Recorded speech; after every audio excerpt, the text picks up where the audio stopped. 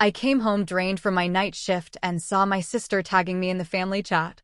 "We are using your coastal haven this week, 25 guests." Mom wrote, "Hire a chef and behave." I answered, "No." She sent laughing emojis. "You really think you can stop us?" I did not reply. Friday morning, my sister screamed into the phone, "What did you do to the locks?" My name is Mava.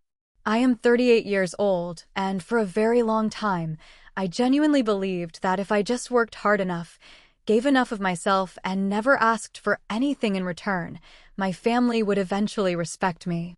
I was wrong. Respect is not something you can buy from people who are committed to misunderstanding your worth. To understand how we got to that Friday morning at the security gates, you need to understand the Tuesday morning that started it all. I work as a shift supervisor for a 911 emergency dispatch center in Charlotte, North Carolina. It is a job that most people cannot stomach for more than a few months. You are the invisible lifeline in the darkest moments of a stranger's life. You do not get to see the resolution. You only hear the terror. That particular Monday night shift bleeding into Tuesday morning was a nightmare. A massive storm had rolled through the city, flooding underpasses and knocking out power lines. For 12 straight hours, I sat in a windowless room, staring at 6 different glowing monitors, a heavy headset pressing into my skull. My final call of the night came in at 3:45 in the morning. It was a 16-year-old girl whose father had collapsed from a massive heart attack. I spent 20 minutes on the phone with her, counting out chest compressions over the sound of her sobbing and the deafening crackle of thunder outside her window. 1, 2, 3, 4, push. Over and over again, keeping my voice steady, professional, and entirely devoid of the panic that was crawling up my own throat. The paramedics arrived, the line went dead, and my shift was over. When you do this job, the adrenaline does not just switch off when you clock out. It stays trapped in your muscles. You drive home in a strange, vibrating silence. The streets were slick with rain, reflecting the orange glow of the streetlights. I drove my 10-year-old sedan back to my apartment, my hands gripping the steering wheel so tightly my knuckles were white. The smell of stale break room coffee and nervous sweat clung to my uniform. My lower back screamed in pain from sitting rigidly in a desk chair for half a day. All I wanted in the entire world was to stand under a scalding hot shower, wash the scent of other people's tragedies off my skin, and sleep in a dark room where nobody needed me to save them. I unlocked my front door, slipping my wet boots off on the mat. The apartment was dead quiet. My husband, Ronan, was already asleep, having to wake up in a few hours for his own demanding job. I let out a long, shuddering breath, feeling the tension begin to slowly leave my shoulders. And then my phone vibrated in my pocket. It was not a gentle buzz. It was a rapid, aggressive succession of notifications. Buzz, buzz, buzz. In my line of work, multiple texts at 4 in the morning usually mean someone is in the hospital, someone has been arrested, or there is an urgent staffing crisis at the center. I pulled the phone out, the bright screen making me squint in the dark hallway. It was the Harper Family Updates group chat. The primary instigator was my younger sister, Eloan. Eloan is 32 years old, the undisputed golden child of the family, and someone who moves through life with the breathtaking audacity of a person who has never faced a single consequence. Her message did not ask how I was. It did not ask if I was awake. It read, "Hey family, get your bags packed. We are doing a massive Harper family reunion at Mava's Coastal Haven starting this Friday. 5 full days, 25 people. The weather is going to be perfect, and I need the ocean backdrop for some major content creation. It is going to be epic." I stopped breathing. I stood there in my dark hallway, the glowing screen illuminating my exhausted face, trying to process the sheer arrogance of those words. She was not asking for a favor. She was issuing a schedule for a house she did not own, to 25 people I barely spoke to, less than 3 days before they planned to arrive. Before I could even formulate a thought, a second message popped up. This one was from my mother, Tamsin. Tamsin wrote, "Mava, honey, make sure the house is spotless before everyone gets there on Friday. Oh, and you should hire a private chef for Saturday night so Eloan does not have to worry about cooking while she networks with her followers. Please just behave this weekend and stay out of the way." Do not ruin the vibe with your usual stress. Family is everything. I read the words again. Hire a chef. Stay out of the way. Behave. My knees felt weak. I slid down the wall until I was sitting on the cold hardwood floor, my uniform clinging uncomfortably to my skin.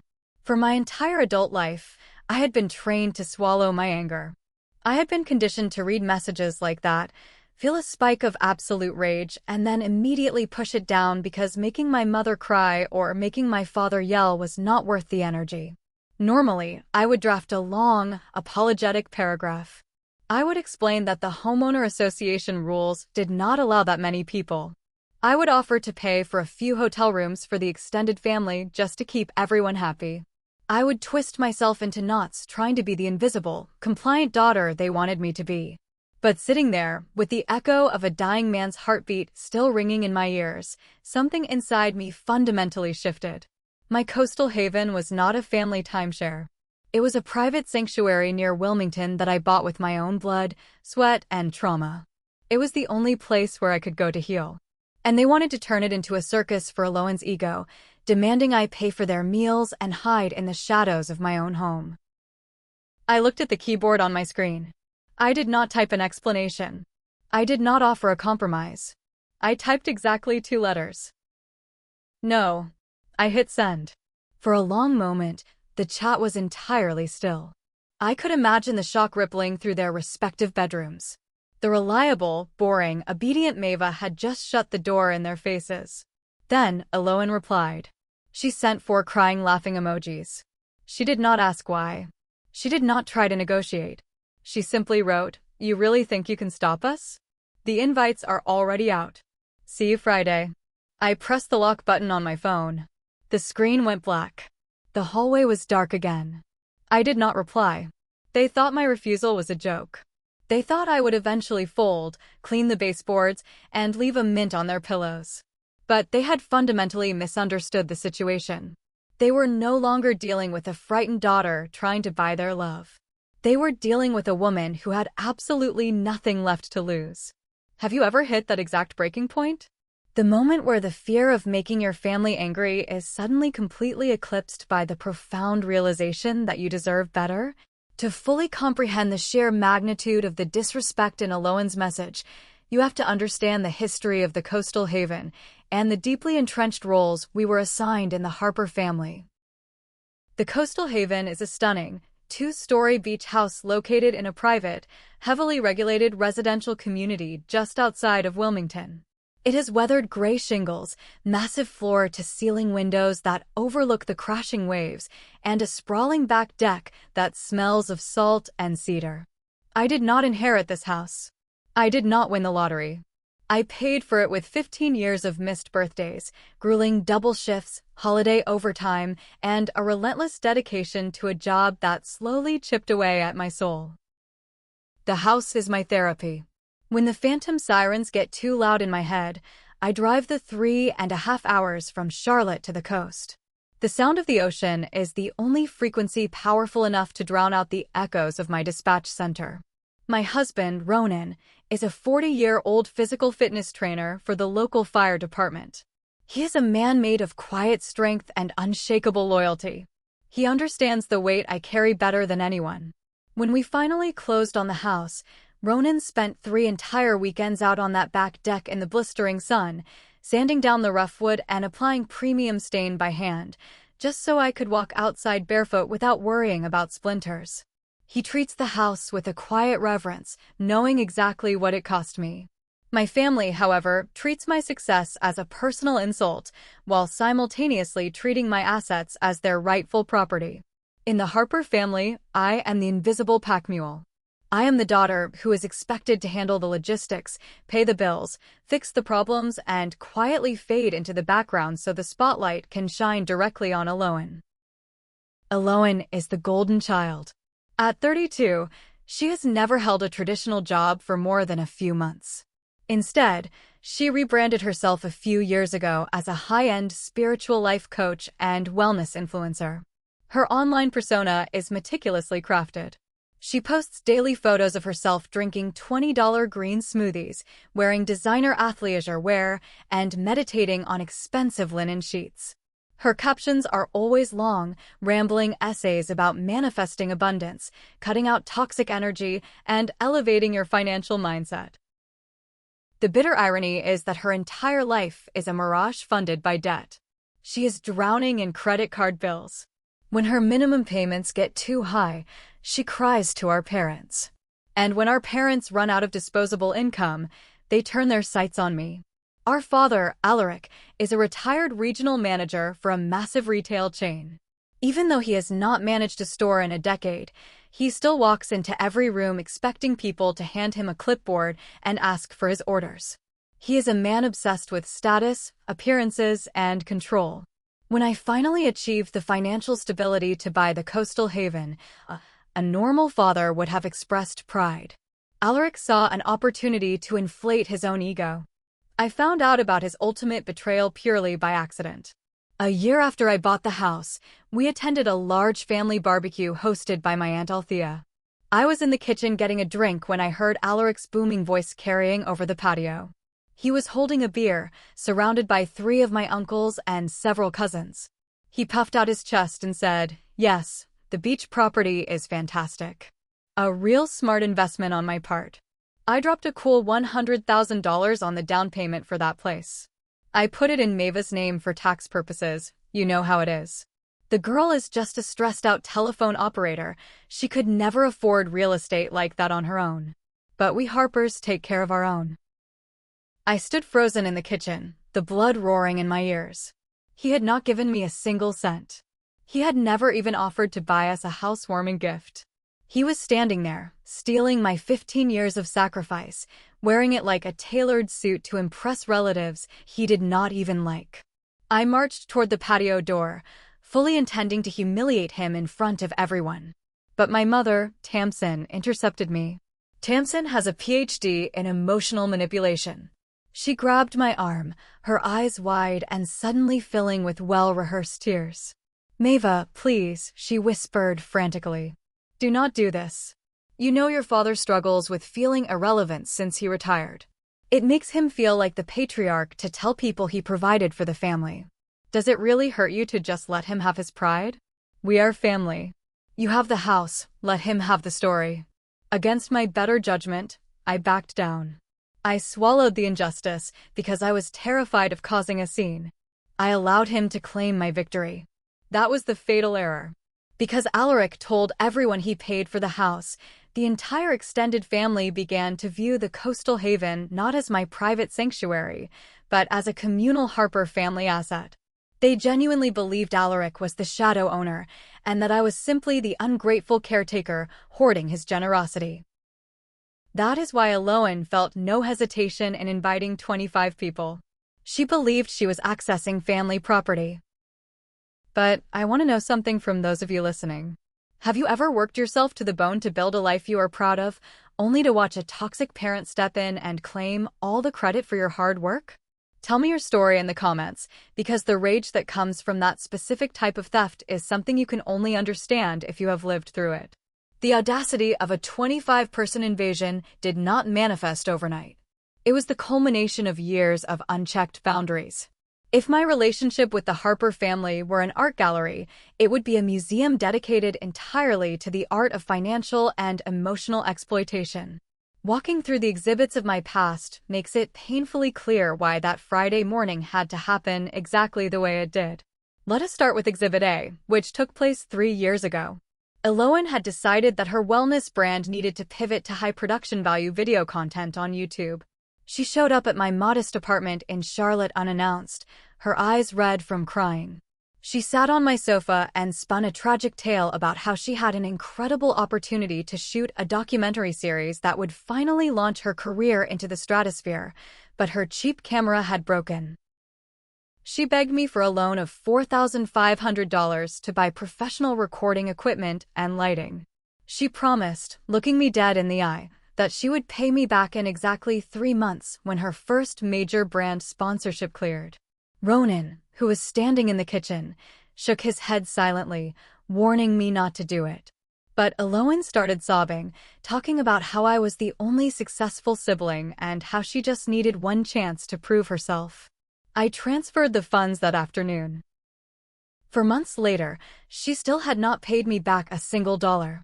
But she did upload dozens of high-resolution photos to her Instagram from a luxury, 2-week vacation in Cabo San Lucas, Mexico. She was drinking expensive cocktails on a private yacht. When I called her to demand my money, she hung up on me. 10 minutes later, Tamsin called. My mother did not apologize for Eloin. Instead, she attacked me. She said, "Maeva, your sister is trying to build a lifestyle brand. She has to travel to look successful. Why are you being so greedy and unsupportive? You make plenty of money. Stop counting pennies and acting jealous of her freedom." I never saw that $4,500 again. Exhibit B features my cousin Kale. Kale is Alaric's 35-year-old nephew. He is a remarkably lazy man who treats every family gathering as an opportunity to secure free food, free drinks, and free favors. 2 years ago, his car broke down, and he begged to borrow my reliable sedan for a weekend trip to a music festival. Alaric called me and demanded I hand over the keys, insisting that family helps family in times of need. I gave Kale the keys on a Friday. He returned the car late Monday night. The gas tank was completely empty. The interior smelled like cheap beer and stale smoke. And running along the entire passenger side door was a massive, deep scratch that looked like someone had dragged a key down the metal. When I confronted Kale, he shrugged, laughed it off, and said some idiot in a parking lot must have hit it with a shopping cart. He refused to pay for the damage. It cost me $800 out of pocket to fix the paint at a body shop. When I complained to my parents, Tamsin hit me with her classic defense mechanism. She sighed heavily, the sound of a martyr carrying the weight of the world, and said, "Well, Maeva, boys will be boys. Kids make mistakes. You have a good salary. It is just a car. Why must you always make everything about money?" Exhibit C, however, is the one that still makes my chest ache. Before I purchased the coastal haven, I lived in a very small, cramped apartment. I did not own many nice things, but I did have one item of immense sentimental value. It was a beautiful, hand-painted ceramic vase that had belonged to my late grandmother. She had brought it with her when she immigrated, and it was the only piece of her history I possessed. I kept it safely on a sturdy wooden shelf in my living room. One afternoon, Eloin let herself into my apartment using the spare key I had given her for emergencies. She decided the natural afternoon lighting in my living room was the perfect aesthetic for a sponsored yoga post she was filming. While I was in the kitchen making tea, I heard a loud, terrifying crash. I ran into the living room. Eloin had tried to aggressively shove the wooden shelf out of the way to make room for her tripod. The shelf wobbled, and my grandmother's vase fell to the hardwood floor, shattering into dozens of jagged pieces. Eloin did not gasp. She did not drop to her knees to help me pick it up. She looked at the broken ceramic, sighed in annoyance, and said, "Great. Now there is dust everywhere and my lighting is ruined. You really need to stop hoarding old junk, Maeva. It ruins the energy of the space." She packed up her tripod and walked out, leaving me sitting on the floor, crying over the broken pieces of the only woman in my family who had ever truly loved me without conditions. If you sit down with a calculator and tally up the unpaid loans, the damaged property, the emergency flights I covered when Alaric conveniently forgot his wallet on a family trip, and the endless stream of financial favors, my family had successfully extracted over $18,000 from my bank account since I started working. $18,000. They did not see me as a daughter, or a sister, or a human being with my own needs and emotional limits. They saw me as a bottomless ATM that did not require a PIN number, only a heavy dose of guilt to dispense cash. So when I sat on my hallway floor at 4 in the morning, staring at the message about 25 people invading my sanctuary, the guilt that usually paralyzed me was completely absent. The Museum of Exploitation was closed. The exhibits were being packed away. My family had spent years teaching me that my boundaries were meaningless, but they were about to learn a brutal lesson about what happens when the invisible child finally decides to turn on the floodlights. The reason Aloan felt so utterly confident that she could just announce a 25-person invasion without my consent was directly tied to the events of the previous Memorial Day weekend. That weekend was the catalyst. It was the spark that eventually burned the bridge to the ground. 2 months before the text message, Ronan and I had planned a very rare, entirely quiet weekend at the coastal haven. The dispatch center had been brutal all month and Ronan had been working double shifts at the firehouse. We were exhausted. We bought 2 expensive ribeye steaks, a $100 bottle of Cabernet, and fully intended to turn our phones off for 3 days straight. On Saturday afternoon, the weather was gorgeous. We were sitting on the back deck, listening to the waves crash against the shore, finally feeling the knot of anxiety in my chest begin to loosen.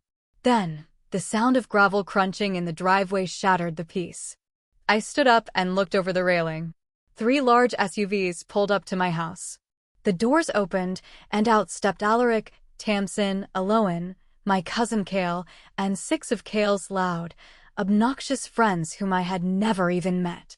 10 people. No warning. No phone call. No text message. Alaric marched up the wooden stairs of the deck like a conquering general surveying his captured territory. He threw his arms wide, grinned a massive, artificial smile, and shouted, "Surprise!" We figured this massive house was way too big for just the 2 of you to sit around doing nothing. So, we brought the holiday party to the beach. I was paralyzed. My brain simply could not process the invasion. Ronan stood up slowly, his jaw clenched so tightly I could see the muscle ticking in his cheek. He looked at me, waiting for my signal to kick them all out. But the decades of programming took over. I looked at Tamsin, who was already giving me that wide-eyed, pleading look that silently said, "Do not embarrass your father." I swallowed the bile in my throat, forced a tight, painful smile, and let them inside. That was the worst mistake of my life. Within 2 hours, the serene sanctuary I had built was utterly destroyed.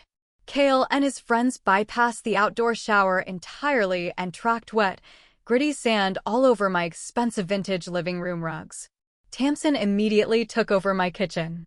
She loudly complained that my spices were disorganized, proceeded to empty every cabinet, and completely rearranged my pantry to suit her preferences. Aloan claimed the main living room as her personal production studio. I walked in to find her literally pushing my belongings off the coffee table. She commanded me to move out of the way because she was doing a live stream about weekend wellness. When she finished, she tossed her wet, salty beach towels directly onto my custom velvet sofa, leaving dark, damp stains sinking into the fabric. I spent the entire afternoon acting as a maid in my own home, picking up empty beer cans and wiping down counters. But the absolute climax of that nightmare happened at dinner time. I had recently purchased a beautiful, custom-made, tempered glass outdoor dining table. It cost $1,200. It was the centerpiece of the patio, elegant and modern. After eating the steaks that Ronan and I had bought for ourselves, Kale and one of his friends got incredibly drunk. They decided it would be a hilarious display of masculinity to have an arm wrestling match right there on the deck. I stepped out of the kitchen just in time to see Kale slam his friend's arm down hard against the surface of the table. The sound was sickening. A loud, sharp crack echoed over the sound of the ocean. The tempered glass shattered instantly, sending a terrifying rain of sharp, glittering shards cascading down onto the wooden deck that Ronan had spent weeks sanding and staining. The entire patio went dead silent. Kale looked at the broken glass, rubbed his elbow, and muttered, "Oops." I could not breathe. I looked at the ruined table, the scarred wood beneath it, and the ruined weekend. I turned slowly to my father, fully expecting him, the man who claimed to have paid for this house, to explode in anger at his nephew for destroying my property. Instead, Alaric looked at the broken glass, shook his head in annoyance, and turned his furious glare directly onto me. He pointed a thick finger at my chest and yelled, "Who in their right mind buys a fragile glass table for a beach house anyway? This is on you, Maeva. If you did not buy such expensive, impractical things just to show off, people could actually relax and have fun. You are always trying to ruin the mood with your uptight rules. You should have known better." I stood there, humiliated in front of strangers, being blamed for the destruction of my own property by the people who invaded my home.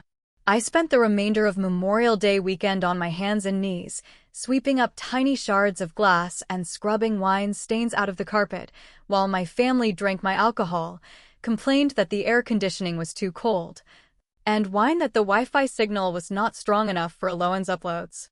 When Monday morning finally arrived and the cars pulled out of the driveway, the silence they left behind was heavy and suffocating. Ronan grabbed a heavy black trash bag filled with beer cans and walked toward the bins. He stopped halfway down the driveway. He dropped the bag, turned around, and looked me dead in the eye. His voice was terrifyingly calm. He said, "Maeva, you go to work every night and you save people's lives. But you are letting these people systematically murder your soul. I love you and I will support whatever you choose to do. But I will never, ever sit by and watch them disrespect you in your own house again. You either build a wall or you let them burn it down. But you cannot do both." He was right. Memorial Day was the day the illusion died. I realized my family did not love me. They loved my utility. They loved what my money could buy them, and they loved the power trip of treating me like the hired help. So, when Alohan sent that text about bringing 25 people, my reaction was not panic. It was cold, calculated preparation. They thought I was the same broken woman who swept up glass in silence. They were about to find out exactly what happens when you push a 911 dispatcher past the point of fear. Following my one-word reply of no, the family group chat plunged into absolute silence. For 3 full days, no one called. No one texted. I was being subjected to the infamous Harper family silent treatment, a psychological tactic designed to starve me of affection until my anxiety grew so severe that I would come crawling back, begging for forgiveness and offering them the keys to the house. But this time, I did not crawl. I drank my coffee, went to my dispatch shifts, handled emergency calls with brutal efficiency, and let the silence stretch out like a long shadow. However, my gut instinct, honed by years of assessing threats on the phone, told me that Alohan was not canceling her plans. You do not invite 25 people to a massive beach getaway and then just politely back down because the actual homeowner declined. Alohan's ego simply would not allow her to lose face in front of her followers and our extended relatives. I needed intelligence. I needed to know exactly what she was planning. Alohan had blocked my personal account from her main business page over a year ago. It happened after I left a mild comment suggesting she should pay off her credit card debts before posting photos of her new Prada handbags. To bypass her block, I sat at my kitchen counter, opened the Instagram app, and created a burner account. A completely blank profile with no picture, a random username, and 0 followers. I sent a request to follow her private, exclusive wellness coaching page. Because Alohan was desperate to inflate her follower count to secure brand deals, she accepted the request within an hour. When her feed loaded, I scrolled past a few videos of her doing yoga on a cliffside. Then I saw it. The post that made my blood run entirely cold. Pinned to the very top of her profile was a meticulously designed, high-resolution digital flyer. The background was a sweeping drone shot of my house, the coastal haven, with the ocean sparkling behind it. The bold, elegant text across the image read, "VIP Coastal Wellness Retreat. Reclaim your energy." Hosted by elite life coach Alohan Harper. My hands began to shake as I read the caption. She was not just hosting a casual family reunion. She had fully commercialized my home. She was charging people an entry fee of $1,500 per ticket for a 5-day, all-inclusive wellness journey. The daily itinerary promised private chef-catered dinners, oceanfront meditation sessions on my deck, and luxury private accommodations in my bedrooms. She had proudly announced in the comments that the event was entirely sold out. 25 tickets. She had sold them mostly to our extended family members who lived out of state, distant cousins who wanted a beach vacation, and a handful of her most gullible online followers. I did the math in my head. 25 tickets at $1,500 each. Alohan was attempting to pocket $37,500 in pure profit, using my house, my electricity, my water, and my property, completely without my permission. But the sheer financial audacity was not the worst part. I kept scrolling down her feed, digging deeper into the lies. I found a post from 3 weeks prior. It was a close-up picture of Aloan looking somber and exhausted, wiping a highly stylized, fake tear from her cheek. The caption beneath it made me physically nauseous. It was a level of emotional manipulation so depraved I could hardly comprehend it. She wrote, "Family is everything, and right now my family is hurting. My dear older sister Mava is currently battling severe, crippling depression due to the intense trauma of her 911 dispatcher job. She is struggling to function and is terrified of losing her beautiful beach house. This upcoming retreat is not just about wellness. A large portion of every single ticket sold will go directly to the Save Mava Depression Fund, a private account I have set up to help my sister afford the psychological care and mortgage payments she desperately needs. Please, join me in bringing light to her darkness. Buy a ticket and save my sister." I stared at the glowing screen until the words blurred into meaningless shapes. She had weaponized my career. She had taken the very real, very heavy burden of my job, the job that subjected me to secondary trauma, the job that paid for the very house she was trying to steal, and she had turned it into a marketing pitch. She had lied to our entire extended family, making them believe I was mentally unstable, financially ruined, and incapable of taking care of myself, just to guilt-trip them into buying her ridiculously overpriced tickets. Suddenly, a piece of the puzzle snapped into place. I thought about my Aunt Althea, Tamsin's older sister. Althea was a sharp, no-nonsense accountant who wore sensible shoes and clipped coupons. I could never understand why a practical woman like Althea would ever pay $1,500 for a spiritual yoga retreat. Now the truth was blindingly obvious. Althea did not buy a ticket for yoga. Althea bought a ticket because she thought she was paying for my therapy. Aloan was not just an entitled, spoiled brat anymore. She was a fraud. She was actively scamming our family members, and she was using my name, my reputation, and my pain as the bait to reel them in. I did not cry. I did not scream. I did not call Tamsin to complain. Instead, a strange, terrifying calm washed over my entire body. It was the same hyper-focused calm I felt when I was on the phone directing an ambulance to a multi-car pileup. The panic vanished, replaced by pure, calculating logic. I took screenshots of everything. I screenshotted the retreat flyer, the pricing details, the itinerary, and the despicable post about the fake depression fund. I captured every single comment where she confirmed the location. I backed it all up into a secure, encrypted cloud folder on my laptop. Aloan wanted to pretend she was a ruthless, successful businesswoman. I decided it was time she learned how brutal the business world could really be when you violate a contract and steal from the wrong person. The execution of my plan required absolute precision. I had exactly 3 days before the 25 guests were scheduled to arrive at the security gates of the coastal haven. There could be no mistakes, no loopholes, and no moments of weakness. When Ronan came home from his shift at the firehouse that Wednesday evening, I was sitting at the kitchen island with my laptop open. I did not say a word. I simply turned the screen toward him and showed him the screenshots. I watched his face as he read Aloan's post about the fake depression fund. The shift in his demeanor was instantaneous and terrifying. The muscles in his thick neck corded, his face flushed deep red, and his massive hands balled into tight fists on the cool granite countertop. He looked up at me, his eyes dark with a violent, protective fury. "I am driving over to their house right now," he said, his voice dropping to a low, dangerous growl. "I am going to pull Alaric out of his leather recliner. I am going to make him read this, and then I am going to tear that fake life coach certificate off Aloan's wall." I reached out and placed my hand firmly over his fist.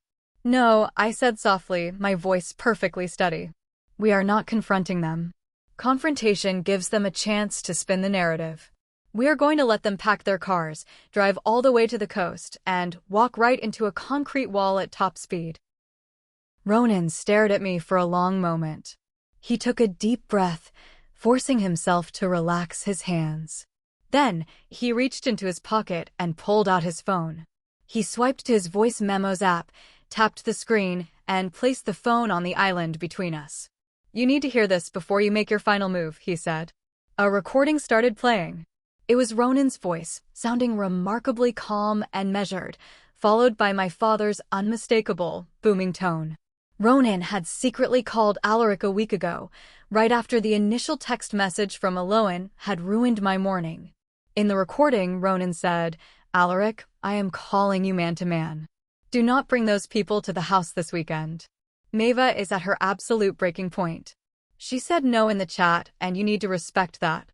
Do not push her on this." Alaric's laugh echoed through the tiny phone speaker, dripping with absolute condescension and arrogance. He said, "Listen to me very carefully, gym teacher. That beach house belongs to the Harper family. I paid the $100,000 down payment for it. Maeva is just throwing one of her little stressful tantrums because her job makes her emotional.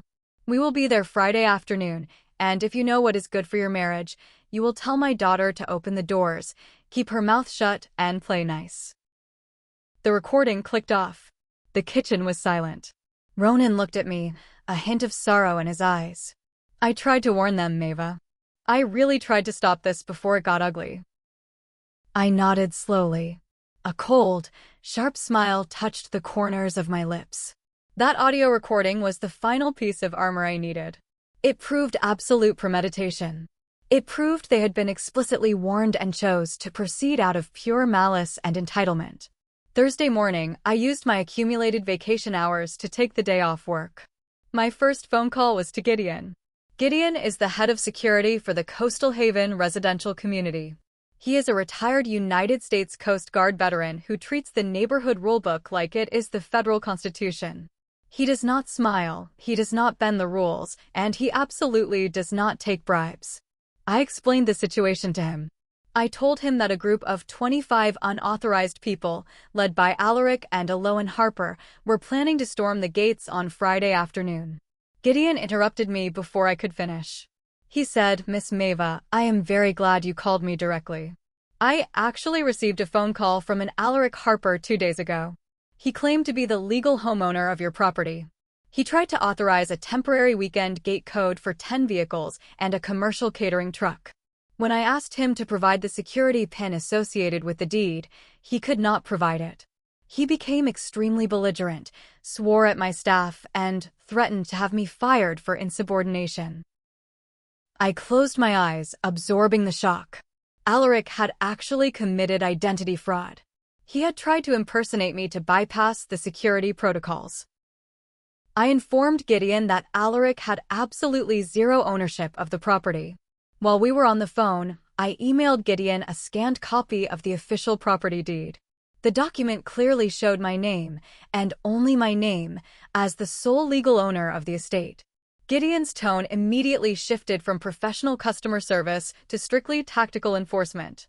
He said, "Miss Maeva, attempting to bypass community security by impersonating a legal homeowner is a severe federal violation.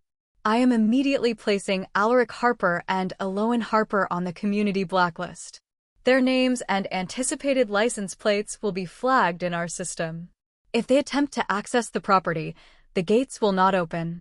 If they cause a disturbance or refuse to leave the public access road, the local police department will be called immediately for criminal trespassing."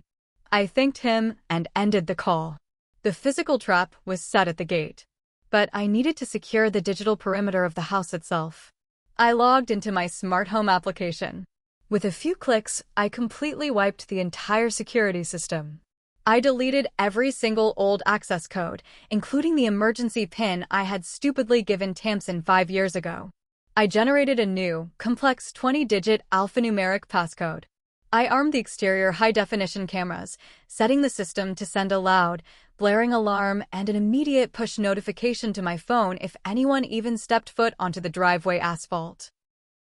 Next, I pulled up the Community HOA Rulebook and highlighted Section 4, Paragraph 2. It read, "No short-term commercial rentals, ticketed events, or business gatherings exceeding 10 people are permitted on residential properties. Violation results in severe fines and immediate eviction from the premises by armed security." Eloan had broken multiple community laws. She had committed financial fraud. Alaric had committed identity theft. They had built a massive, incredibly expensive house of cards, and they had built it directly on my property, assuming I would just stand still and let it fall on me. By Thursday night, the perimeter was locked down. My phones were fully charged. The security cameras were live and recording. The documentation was organized into a neat PDF file on my desktop, ready to be deployed as a digital weapon. I went to bed that night and, for the first time in nearly 6 months, I slept a full 8 hours without hearing a single phantom siren from the dispatch center. Friday morning arrived. The sky over the coast was a brilliant, cloudless blue. The sun was shining. And somewhere on the highway, 25 people were packing their cars, loading their expensive luggage, and fully expecting a luxury beach vacation paid for by my trauma. They were driving happily toward a locked gate that did not care about family loyalty, motherly guilt trips, or the golden child's fragile ego. If you are enjoying this story so far and want to see exactly how the Harper family's massive scam falls apart at the security gates, please hit the like button, subscribe to the channel, and leave a comment below telling me which city you are watching from. Every single comment helps push this video to more people who might be dealing with toxic families of their own. Thank you so much for your support. Now, let's get back to the fireworks. Friday afternoon arrived with the kind of brilliant, unforgiving sunshine that makes everything look sharp and clear. Ronan and I were sitting on the back deck of the coastal haven. We had brewed a fresh pot of coffee, the good kind that we usually saved for special occasions. We were not talking much. The anticipation hanging in the air was thick enough to cut with a knife. I had my laptop open on the patio table, the security camera feeds pulled up in full screen. At exactly 2:45 in the afternoon, my phone screen lit up with a motion detection alert. I leaned forward. On the screen, a massive line of vehicles was turning off the main coastal highway and pulling onto the private, palm tree-lined driveway that led to the community security checkpoint. I counted them. 7 cars in total. Leading the pack was Alaric's pristine, oversized luxury SUV, the one he bought just to look important at golf courses. Right behind him was Eloan's sleek white sedan, which I knew for a fact was currently facing repossession. Behind them trailed a parade of minivans and crossovers packed with aunts, uncles, cousins, and the poor, unsuspecting followers who had paid $1,500 for a fake wellness retreat. They looked like a conquering army, entirely confident that the gates to the kingdom would simply swing open at their arrival. Ronan stood up and moved behind my chair, placing his heavy hands on my shoulders. "Here we go," he whispered. On the high-definition camera feed, I watched Alaric roll down his tinted driver's side window. He did not take off his expensive sunglasses. He leaned out, resting his arm on the door, and gestured vaguely at Gideon, who was stepping out of the guardhouse. Alaric had that smug, impatient look on his face, the look of a man who believes rules apply to everyone except him. I could not hear the audio from the gate, but I did not need to. I could read the body language perfectly.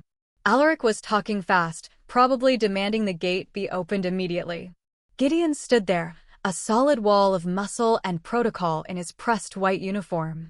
He held a clipboard. He shook his head once. A firm, unmistakable no. Alaric's posture changed instantly. He leaned further out the window, his face turning an angry shade of red. He was pointing a finger at Gideon. Then, Alaric pulled out his phone, likely trying to intimidate Gideon by threatening to call the property management. Gideon simply crossed his arms over his chest and waited. Then, my own phone began to ring. It was Eloan. The caller ID flashed her name in bright letters. I let it ring 3 times, savoring the sound, before I slowly slid my finger across the screen to answer. "Maeva," Eloan shrieked, her voice frantic and high-pitched. The sound of cars honking in the background bled through the speaker. "Maeva, what is going on? Why is the gate not opening? Did you forget to pay your homeowner fees or something? The guard here is being a complete psycho. He says we are on some sort of blacklist. Tell him to let us in right now, people are waiting." I took a slow sip of my coffee. It was perfectly warm, rich, and slightly bitter. Eloan, I said, my voice eerily calm, the exact tone I used when dealing with a hysterical caller on the dispatch line. The guard is not a psycho. He is doing exactly what I instructed him to do. There was a brief, stunned silence on the other end.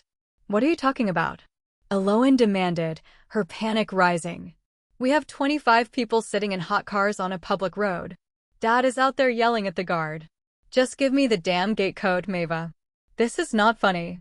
I leaned back in my chair and looked out at the ocean. I told you no on Tuesday, Eloan. I said no. I did not say maybe. I did not say I would think about it. I said no. You do not have my permission to enter my property.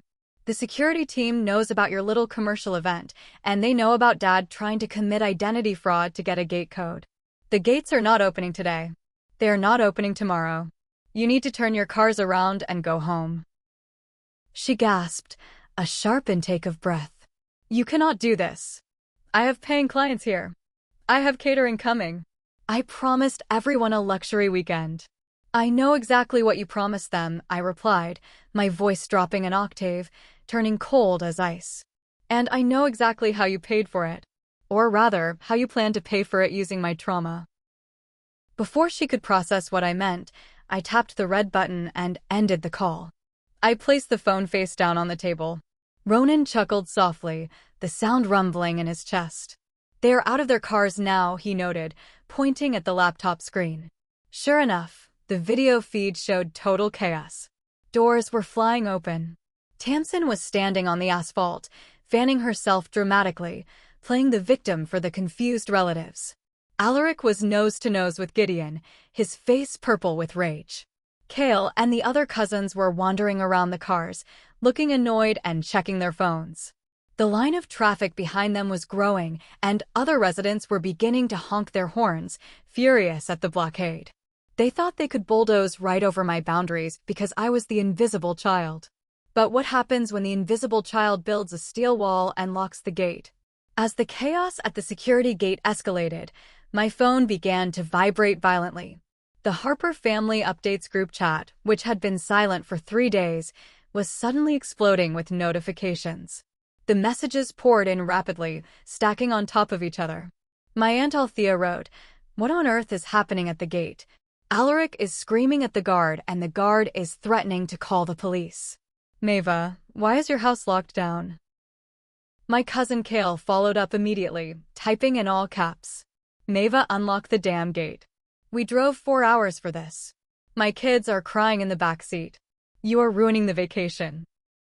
Then came Tamsin, wielding her usual weapon of maternal guilt. "Mava, honey, please. Your father is having heart palpitations from the stress. Eloan is crying. Why are you doing this to us? What kind of sister acts so cruelly? Just open the gates and we can talk about this inside. Family forgives, Mava." I watched the messages roll in, feeling a strange sense of detachment. They were all still operating under the grand illusion that this was simply a misunderstanding, a minor tantrum thrown by the stressed-out dispatcher. They still believed Alaric was the rightful owner, and they still believed Eloan was a generous hostess throwing a family reunion. It was time to detonate the bomb. I opened my secure cloud folder. I did not type a long, emotional explanation. I simply selected 3 images and uploaded them directly to the family group chat. Image number 1 was a screenshot of the chat from Tuesday morning. It clearly showed Eloan demanding the house, Tamsin telling me to hire a chef and behave, and my clear, unambiguous response of the word "no," followed by Eloan mocking me. Image number 2 was a screenshot of the Community Homeowner Association rulebook, with the section about commercial events and the prohibition of gatherings larger than 10 people highlighted in bright yellow. Image number 3 was the fatal blow. It was a high-resolution screenshot of Eloan's secret Instagram post. The flyer advertising the VIP Coastal Wellness Retreat for $1,500 a ticket. Attached to it was the second screenshot showing her despicable, fabricated story about the Save Mava Depression Fund. I hit send. The 3 images uploaded. Delivered. Read. I sat there and watched the chat freeze. The rapid-fire typing bubbles vanished completely. For 3 excruciatingly long minutes, nobody typed a single word. It was the digital equivalent of a bomb going off in a crowded room, leaving everyone temporarily deaf and blinded by the blast. Then, the fallout began. And it was spectacular. Aunt Althea was the first to break the silence. Her message was short, brutal, and addressed directly to Aloan. Aloan, you charged me $1,500. You looked me in the eye and told me my niece was suicidal and needed therapy money. You told me this was a charity retreat. Are you telling me you stole my money to throw a party at a house you do not even have permission to use? Another cousin chimed in. Wait, Aloan charged you guys? Alaric told us this was a free family vacation because he owned the house. He said he paid the down payment. That was my cue. I uploaded the fourth and final document. A clear, scanned PDF of the property deed. It showed the property address, the purchase date, and the sole legal owner. Maeva Harper. I typed my first and only message to the group. Dad did not pay the down payment. He has never contributed a single dollar to this property. He lied to all of you to look rich. Aloan lied to all of you to steal your money. I told them no on Tuesday. They decided to bring you here anyway, assuming my guilt would force me to let you in.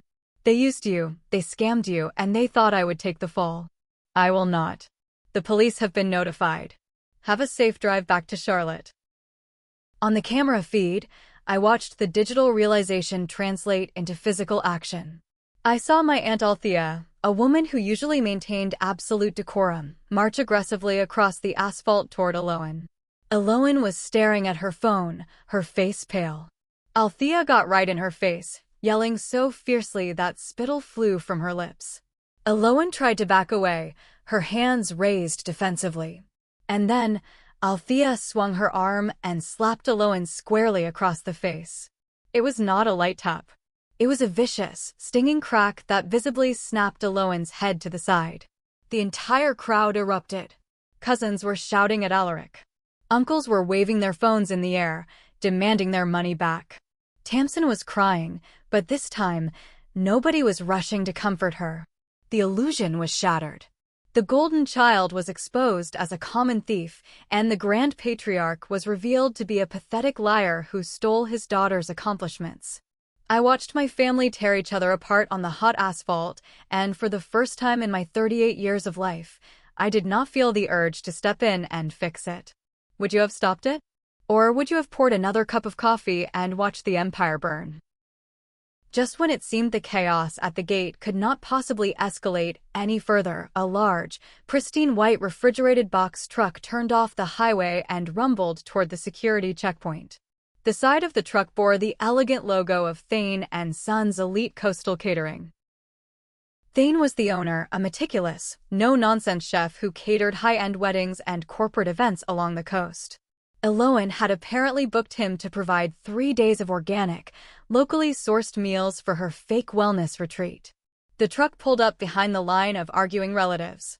Thane stepped out of the cab, wearing a crisp white chef's coat and holding an electronic tablet. He looked at the screaming family, the furious security guard, and the blocked gate with immense confusion. I watched on the camera feed as Aloan, holding her red, slapped cheek, frantically ran over to Thane.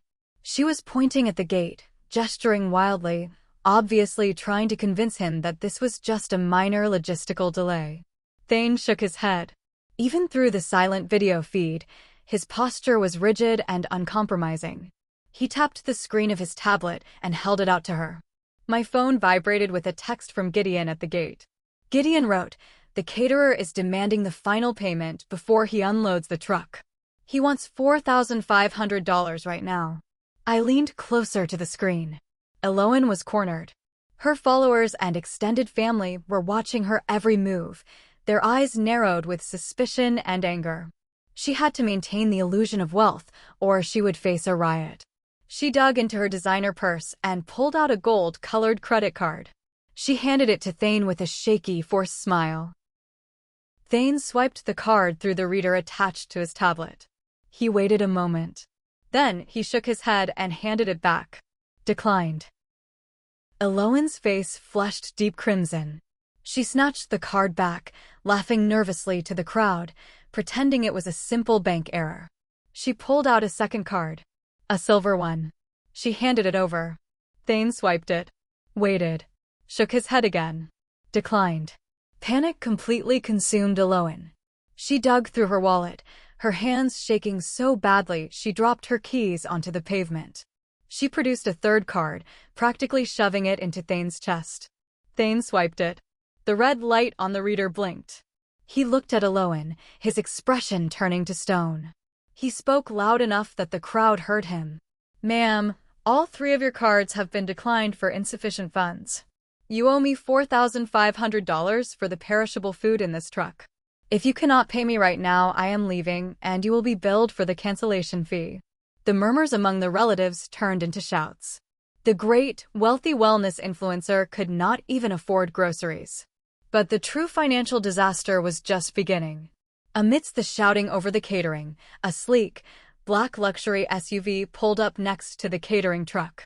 It was a representative from a high-end marina down the coast. The man stepped out and asked loudly, "Who is Cale Harper?" My cousin Cale, who was busy yelling at Alaric, turned around. "That is me," he grunted. "What do you want?" The marina representative pulled out a clipboard.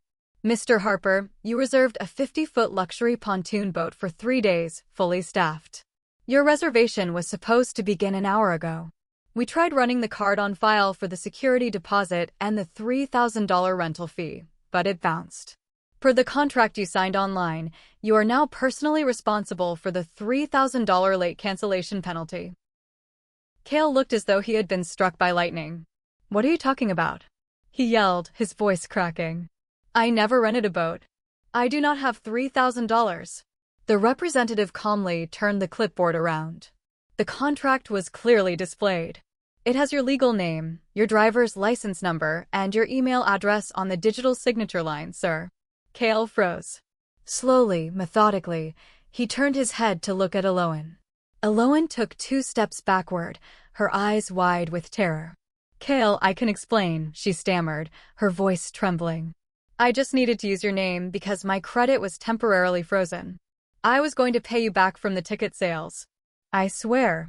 The realization hit Cale like a freight train. He was the family scapegoat, the lazy cousin who always went along with the ride, but he was not entirely stupid. He realized in that exact moment that Eloan had stolen his identity to book expensive services in order to avoid the financial liability herself. When the cards declined, Cale was the one legally on the hook for $3,000. Cale absolutely snapped. With a roar of pure, unadulterated rage, he lunged at Eloan.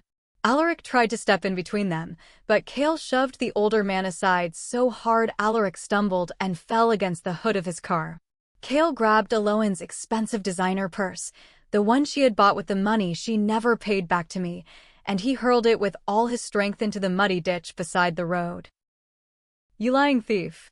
Cale screamed, his face contorted in fury. "You used my name. You ruined my credit. You are going to pay for this." He picked up a large handful of gravel from the shoulder of the road and threw it violently at Eloan's white sedan, scratching the paint and leaving dents in the door.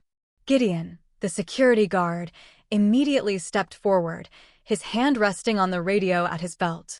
He shouted orders for everyone to step back, warning them that the police were already on their way. The scene was a masterpiece of karmic destruction. The caterer was driving away with the food. The boat rental company was threatening to sue Cale. Cale was destroying Eloan's property. And Alaric was leaning against his car, breathing heavily, watching his entire empire of lies crumble into dust in front of the relatives he had spent years trying to impress. The scapegoat had finally woken up, and the golden child was left holding a massive, empty bag of debt. What do you think is the worst part of realizing someone in your own family has stolen your identity? As the distant wail of police sirens began to echo down the coastal highway, the panic among the Harper family reached a fever pitch. Eloan, completely devastated, her face streaked with ruined makeup and tears, realized she was out of options. The relatives who had bought tickets were now aggressively surrounding her, demanding immediate refunds through Venmo and PayPal. She had no money. The ticket revenue had already been spent on her past due credit card bills and the deposit for the fake retreat marketing. Desperate, Eloan turned to her only remaining shield. She ran toward Tamsin. My mother was standing by the trunk of Alaric's car, looking utterly shell-shocked. Her usual tactic of crying to gain sympathy was failing completely, because everyone else was too busy worrying about their own stolen money to care about her tears. Eloan dropped to her knees on the asphalt right in front of Tamsin. She grabbed her mother's hands, sobbing hysterically. "Mom, please," Eloan begged, her voice cracking. "You have to help me. They're going to sue me. Kale is going to kill me. The police are coming. You need to transfer the money to me right now so I can pay these people back. Please, Mom." Tamsin looked down at her golden child, her face pale. "Eloan, sweetie, you know your father and I are on a fixed income," she stammered, falling back on her favorite excuse. "We do not have that kind of liquid cash. Your father's pension is small. We cannot save you from this." Eloan's desperation turned into vicious, self-preserving rage. She stopped crying. She looked up at Tamsin, her eyes narrowing into cold slits. "Do not lie to me, Mom," Eloan hissed, her voice suddenly loud enough for the angry relatives to hear. "I know about the secret account." Tamsin's eyes widened in sheer panic. She tried to yank her hands away, but Eloan held on tight. "Eloan, stop it," Tamsin whispered fiercely. "No," Eloan yelled, standing up and pointing a shaking finger at her mother. "Do not play the poor victim right now. I saw the bank statement on your desk last month. You have $20,000 sitting in a private savings account. The one you call your Europe vacation fund. You have $20,000 while I am about to go to jail for fraud. Give me the money." The silence that fell over the crowd was absolute. For years, Tamsin had played the role of the impoverished, sacrificing mother. She had guilt-tripped me into paying for emergency dental work, car repairs, and utility bills, claiming she and Alaric were eating canned soup to survive. She had told Aunt Althea she could not afford to contribute to their own mother's funeral costs. And all the while, she had $20,000 secretly stashed away for a luxury European vacation. Aunt Althea stepped forward, her face a mask of absolute disgust. She looked at her sister as if she were looking at a cockroach. $20,000? Althea asked, her voice dangerously low. 2 years ago, when Mom was in hospice, you sat in my living room and wept, swearing to God you did not have a single penny to help pay for her morphine. I took out a second mortgage to cover her medical bills. And you had a Europe fund? Tamsin opened her mouth, closing it like a suffocating fish. She looked at Alaric for help, but Alaric was staring at her with the same shocked expression. He had not known about the money either. Tamsin had been hiding it from her own husband. It is my safety net," Tamsin whimpered, clutching her chest. "A woman needs security. You cannot expect me to drain my life savings for Eloan's mistakes. She needs to learn to take responsibility for her own actions." The hypocrisy was so thick you could choke on it. The mother who had spent her entire life demanding that I sacrifice my financial security for Eloan was suddenly preaching about personal responsibility the moment her own secret stash was threatened. The relatives erupted in a chorus of disgust. Uncles were shaking their heads, turning their backs on Tamsin. Cousins were calling her a snake. The family matriarch was instantly stripped of her crown, revealed to be nothing more than a selfish, hoarding manipulator. 2 local police cruisers pulled up to the gates, their lights flashing brilliantly against the afternoon sun. The officers stepped out, hands resting on their utility belts, and ordered the crowd to disperse or face immediate arrest for disturbing the peace and blocking a private roadway. Facing the threat of handcuffs, the anger quickly turned into a frantic scramble for survival. The relatives realized their free, luxury weekend was a total scam. They were stranded on the coast during peak tourist season, for hours away from home. Alaric, desperately trying to salvage a shred of his patriarch status and avoid a literal riot, pulled out his primary credit card. With trembling hands, he began calling every cheap motel and roadside in within a 30-mile radius. Because it was the middle of the summer, everything was booked. He finally found a rundown, 2-star motel near the highway that had enough vacancies. I watched the security feed as Alaric, the man who had bragged about paying a $100,000 down payment, was forced to put a $7,500 charge on his high-interest credit card just to provide dirty motel beds for the relatives his daughter had scammed. They slowly got back into their cars. The grand procession of vehicles that had arrived like an invading army was now retreating in absolute, humiliating defeat. Have you ever seen a toxic family finally turn on each other when the scapegoat is no longer there to absorb the damage? The weekend that followed the disaster at the gate was the quietest I had experienced in years. Ronan and I stayed at the coastal haven. We cooked our own meals, we sat on the deck, and we listened to the waves. For the first time in my life, I did not check my phone with a sense of impending dread. The tumor had been excised, but out in the real world, the fallout was catastrophic for the Harper family. By Sunday evening, Alohan's fake empire collapsed entirely. The distant cousins and followers who had been scammed out of their $1,500 ticket fees did not just let it go. They took to social media. Someone created a long, detailed thread exposing Alohan's fraudulent wellness retreat. They posted the screenshots of her fake Save Mava Depression Fund, alongside the truth about her stolen location. The post went viral within her niche community. Her follower count plummeted. Sponsors dropped her immediately. Her Instagram page, once a carefully curated shrine to her own vanity, was flooded with angry comments demanding refunds and calling her a scam artist. By Monday morning, she had deleted all her social media profiles entirely, vanishing from the internet to hide from the legal threats. Kale, true to his word, hired a cheap lawyer and filed a police report against Alohan for identity theft regarding the $3,000 boat rental. The family was formally pressing charges against itself. Tamsin became a total pariah. Aunt Althea called every single relative in the extended family tree and exposed Tamsin's secret $20,000 Europe fund. The relatives who had lent Tamsin money over the years formed an angry coalition, demanding to be paid back immediately. Tamsin refused to leave her house, claiming the stress was making her physically ill, but no one sent her flowers or casseroles. Then came the email from Alaric. It arrived in my inbox on Tuesday morning while I was getting ready for my next dispatch shift. It was a sprawling, 3-page document titled, The Destruction of Our Family. I sat at the kitchen island, a hot cup of coffee in my hand, and read it. Alaric did not apologize. Toxic people rarely do. Instead, he painted himself as the tragic victim of a cruel, ungrateful daughter. He wrote, Mava, I hope you are proud of what you have accomplished. You have single-handedly destroyed your sister's career and pushed her to the brink of a nervous breakdown. You humiliated your mother and me in front of our entire family. You allowed police to treat us like common criminals. After everything we invested in you, giving you life, putting a roof over your head, this is how you repay our love? You are arrogant. You think your money makes you better than us. You have killed this family, Mava, and I hope your empty beach house keeps you warm at night because you are dead to us. I read the words carefully. In the past, an email like that would have sent me into a spiral of panic and guilt. I would have believed I was the villain. I would have believed that setting a boundary was an act of violence.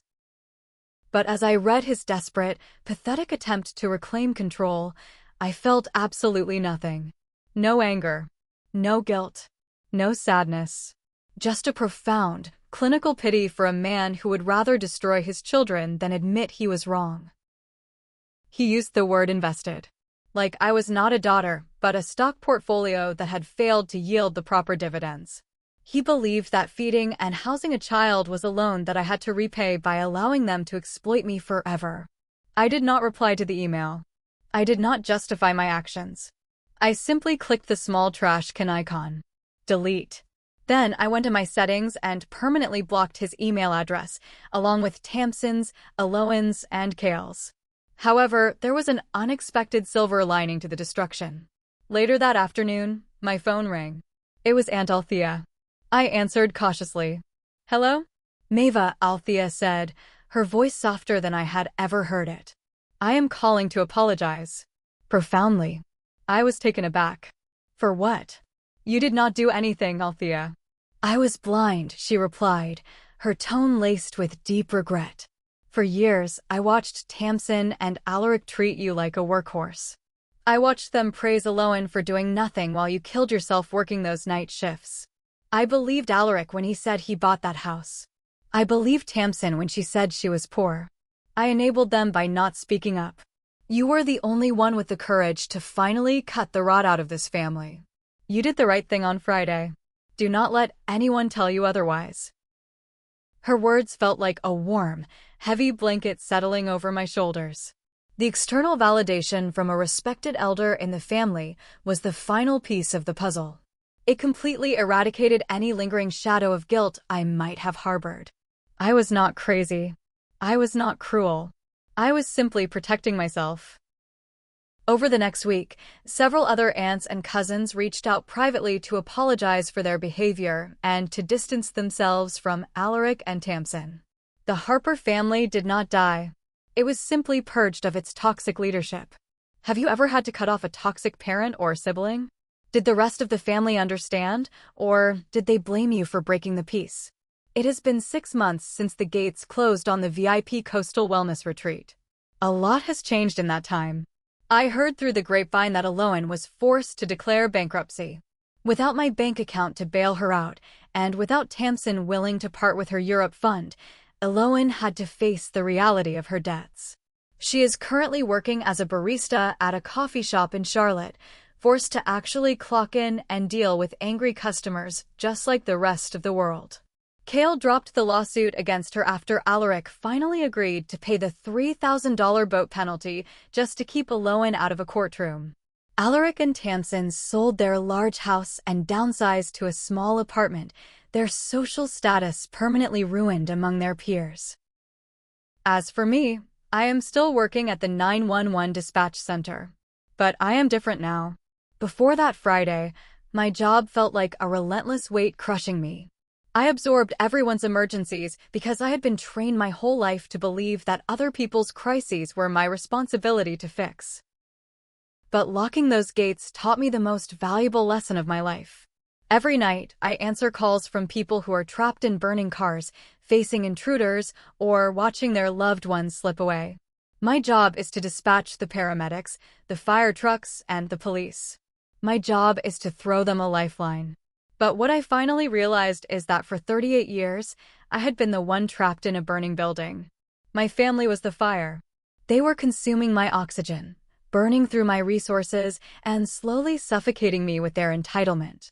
I spent my entire life dispatching rescue teams for strangers, but I had refused to rescue myself. Locking the gates of the coastal haven was me finally calling 911 for my own soul. It was me realizing that kindness without boundaries is not kindness at all. It is a doorway for exploitation. Helping people does not mean giving them ownership over your life. Being grateful to your parents for raising you does not mean handing them the keys to your home, your bank account, and your mental health whenever they demand proof of your loyalty. True love does not demand sacrifices that destroy you. True love asks. True love listens. And most importantly, true love respects the answer, even when the answer is an absolute, uncompromising no. This morning, Ronan and I woke up early. The sun was just beginning to peek over the horizon, painting the sky over the ocean in brilliant shades of pink and gold. We walked out onto the back deck, the wood smooth and warm under my bare feet. I held a mug of hot coffee. Ronan wrapped his strong arm around my waist, pulling me close against his side. There were no strange cars parked in my driveway. There were no wet towels staining my velvet sofa. There was no shattered glass on the patio, and no one demanding that I hide in the shadows of my own accomplishments. The house was incredibly, beautifully quiet. I realized then that true peace is not just the absence of noise. Peace is the absolute certainty of knowing that when you close your door, it will stay closed. Peace is knowing that the sanctuary you built is protected by the strongest wall of all, your own self-respect. The lesson cost me thousands of dollars and the loss of the family I was born into. But standing there, listening to the waves crash against the shore, feeling the phantom sirens in my head finally fade away into silence, I knew it was worth every single penny. But sometimes, when I look back at the absolute devastation I left in my wake, my sister bankrupt and humiliated, my parents exposed and ostracized, the family divided, I have a fleeting thought. I look at the financial ruin they brought upon themselves, and I wonder, was I too harsh? Should I have paid the caterer and the boat rental just to save them from public humiliation, even after they tried to steal my home? If you were in my shoes, standing at that gate with the power to ruin them or save them, what would you have done? Would you have let them in? If you found value in my story, or if you are currently fighting to establish your own boundaries with a toxic family, please hit the like button, subscribe to the channel, and share this video. Your support helps build a community where we can all learn that walking away is sometimes the bravest thing you can do. Thank you for listening, and I will see you in the next story.